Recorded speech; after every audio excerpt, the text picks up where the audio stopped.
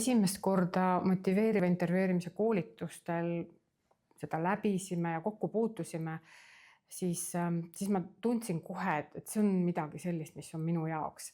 Sellepärast, et arstiõppes mind, kui ma arstiks õppisin ülikoolis veel, mind ikka huvitasid artiklid ja uuringud selle kohta, et kuidas patsientidega suhelda ja väga palju räägiti patsiendi kesksest suhtlemisest.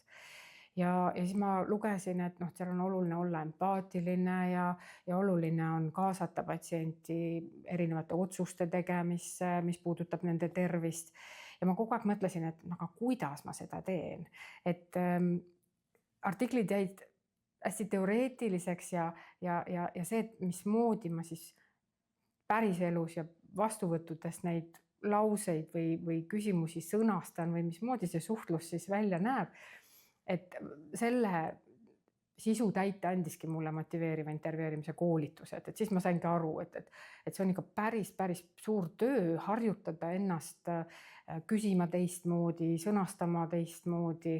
Et selle ta andis, et ma arvan, et see õpe just süvitsi minnes on seda kindlust andnud, raamatute lugemine ja vahest ka selliste võib-olla näidislausete õppimine kohe raamatust, et et see võiks nagu töötada minu patsientidega ka ja siis sa õpid ja harjutad nagu uusi ütlemisi. Et sellist sügavust kindlasti nii arst-patsiendi suhtes kui ka kolleegide ja lähedastega suhtlemisel on see andnud küll.